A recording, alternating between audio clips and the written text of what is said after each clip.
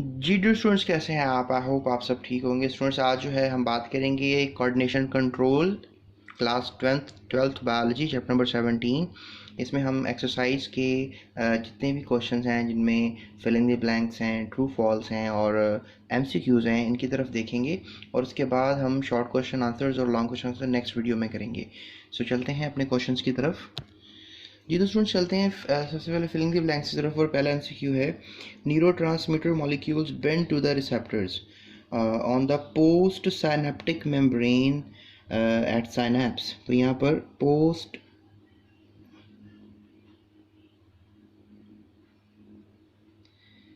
Synaptic membrane जो है इसका आंसर होगा। So let's find out the answer on the next filling the blanks. Excess of dash hormone is secreted in Addison's disease. कौन सा जो है हार्मोन बहुत ज़्यादा रिलीज हो जाता है? That is melanophore somatic hormone. इसको आप MSH कह सकते हो।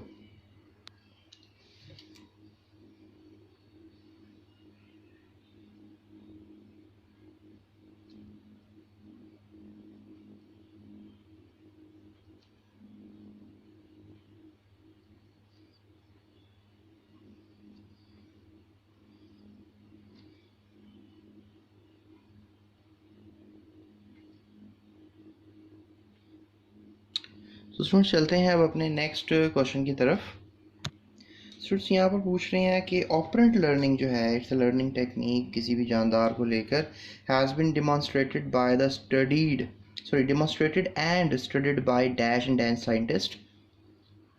तो स्टूडेंट्स इसमें हम जो है इन दो साइंसदानों का नाम नहीं भूलेंगे, that is Thorndike and BF scanner. ये हार्वर्ड जो यूनिवर्सिटी है उसके फिजियोलॉजिस्ट थे। इन्होंने जो है ये डेमोन्स्ट्रेट की है ऑपरेंट लर्निंग के बारे में। सो नेक्स्ट क्वेश्चन जो है, they are asking dash are plant hormones which delay the life of a fresh leaf crops. Students इसका आंसर साइटोकाइनिन्स होगा, क्योंकि साइटोकाइनिन्स हैं ऐसे हार्मोन्स हैं जो डिले कर देते हैं फ्रेश लीफ क्रॉप्स की लाइफ को, राइट। उसके बाद है last filling the blank, all the membranes of neurons have very active dash and dash pumps. I think ये एमसीक्यू आपको वैसे भी आना चाहिए, that is sodium and potassium pumps. ठीक है,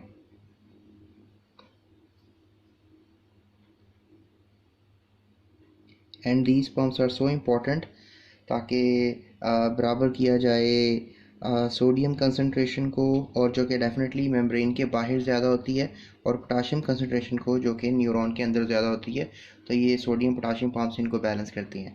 स्टूडेंट्स अब चलते हैं हम ट्रू फॉल्स की तरफ, और let's try out to find the answers of true false. उसके इसमें जो है वो पहला क्वेश्चन ये किया जा रहा है, impulses travel much more rapidly along the myelinated neurons. तो इसमें कोई शक नहीं है, ऐसा ही होता है कि जो इम्पल्सेस होती हैं वो बहुत तेज़ी से ट्रैवल करती हैं माइलिनेटेड एक्सॉन्स में। और याद रखिएगा माइलिनेटेड एक्सॉन्स माइलिनेटेड न्यूरॉन्स वही न्यूरॉन्स होंगे जिनमें श्वान सेल्स होंगे, और इन इम्पल्सेस को सॉल्टेटरी इम्पल्सेस भी कहा जाएगा। तो this statement is totally true. उसके बाद है जी, all glial tissues consist of glial cells. तो definitely if you just think about it, तो ग्लाइल टिश्यूज़ जो हैं अगर हैं तो ग्लाइल सेल्स होंगे, तो उसमें ग्लाइल टिश्यूज़ जो हैं कंसिस्ट करेंगे। लेकिन स्टूडेंट्स याद रखिएगा कि जो ग्लाइल टिश्यूज़ होते हैं उनमें सिर्फ ग्लाइल सेल्स ही नहीं होते, बल्कि न्यूरॉन्स भी इन्वॉल्व होते हैं।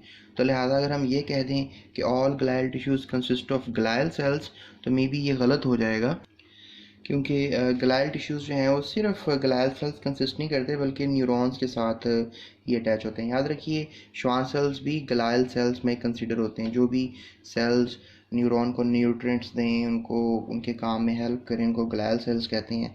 तो मेरा ख्याल है ये आंसर जो है फॉल्स होगा।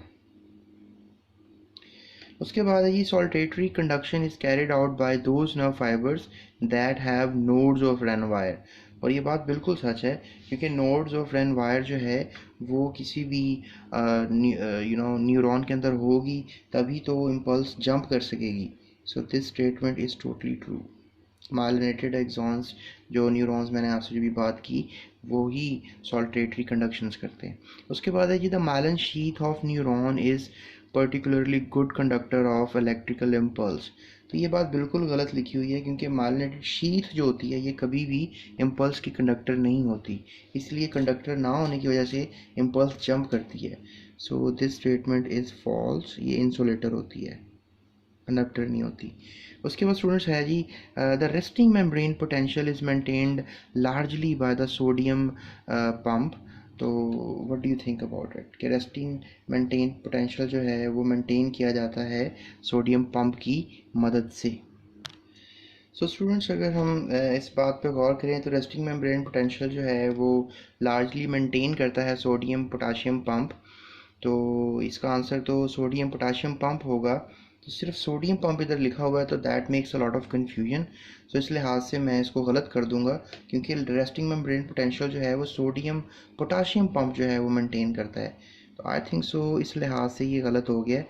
अगर लिखा होता सोडियम पोटाशियम पंप, तो that was the correct statement, क्योंकि सोडियम आयंस की कंसनट्रेशन आउटसाइड द मेम्ब्रेन ज़्यादा होनी चाहिए न्यूरॉन के, और पोटाशियम आयन की कंसनट्रेशन इनसाइड द मेम्ब्रेन जो है वो ज़्यादा होनी चाहिए। तो डेफिनेटली ये काम तो सोडियम पोटाशियम पंप ही कर रहा होता है इसको बैलेंस करने के लिए, लेकिन यहाँ पे सोडियम पंप लिखा है इसलिए गलत है।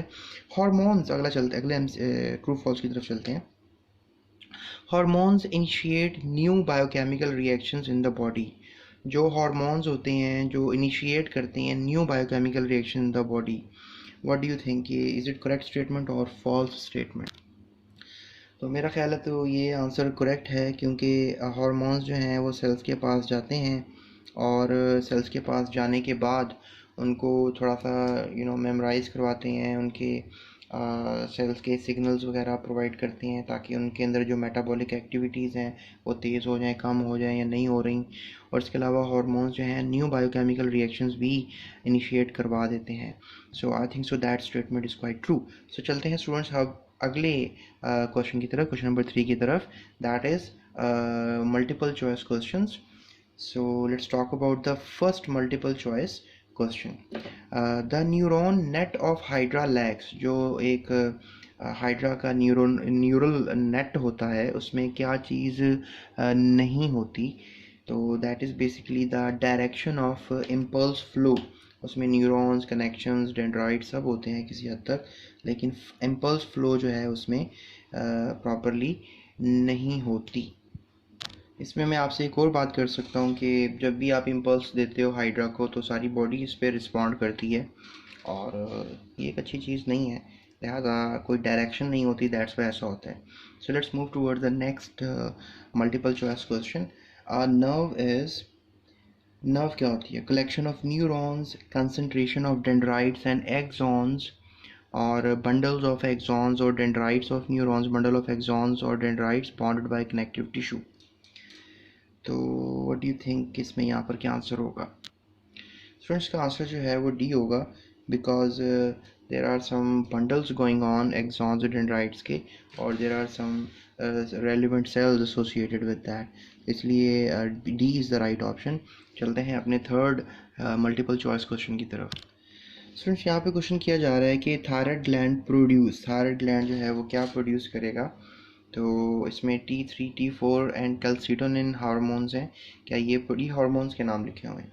और कैल्सिटोनिन हार्मोन प्रोड्यूस करेगा ट्राईआयोडोथायरोनिन या टेट्रा आयोडो थायरोनिन जो है प्रोड्यूस करेगा। तो आई थिंक सो ये थायरॉक्सिन कहते हैं as a whole T3, T4 को, और कैल्सिटोनिन भी जो है वो प्रोड्यूस होता है। So I think so that is the correct and related most answer. ये भी प्रोड्यूस होते हैं, लेकिन इसमें सब लिखे हुए हैं, so that's why A is the right answer. उसके बाद चलते हैं अपने हम चौथे मल्टीपल चॉइस क्वेश्चन की तरफ। What is the number of cranial and spinal nerves? याद रखिए स्टूडेंट्स, क्रीनियल नर्व्स की तादाद 12 है और स्पाइनल की 31। So find your answer. Yes, that is A is the right option for this question. Students, चलते हैं अपने नेक्स्ट मल्टीपल चॉइस क्वेश्चन की तरफ। The one which is not related to others, इसमें से क्या चीज़ ऐसी है जो दूसरों के साथ ताल्लुक़ नहीं रखती है?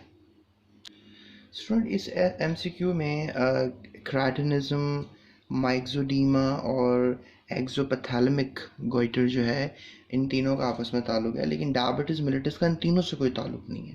तो ये टोटली आउट ऑफ थिंकिंग है, तो लिहाजा डायबिटीज़ मिलिटस पे टिक लगा लें। उसके बाद कुछ शॉर्ट क्वेश्चन आंसर्स और कुछ एक्सटेंसिव क्वेश्चन जो हैं इस सिलेबस में मौजूद हैं। इसके आंसर्स के लिए आपको मेरी इस वीडियो का दूसरा पार्ट देखना होगा। डिस्क्रिप्शन में लिंक पड़ा हुआ है प्लेलिस्ट का, उसमें वीडियो पड़ी हुई है, तो आप वहाँ से देख लो। अभी चैनल की प्लेलिस्ट में मज़ीद चैप्टर्स मिलेंगे। डिस्क्रिप्शन में भी तमाम चैप्टर्स के नाम लिखकर मैंने नीचे लिंक्स दे दिए हैं, तो आप उनको फॉलो कर सकते हो। Students, that's it. Thank you so much. अपना बहुत ख्याल रखिएगा। जाते हुए चैनल को सब्सक्राइब ज़रूर कर लीजिएगा, ताकि आपको मज़ीद इस तरह की वीडियोस मिलती रहें जो मैं एजुकेशनल वीडियोस बनाता रहता हूँ। That's it. Thank you so much. अपना बहुत ख्याल रखिएगा।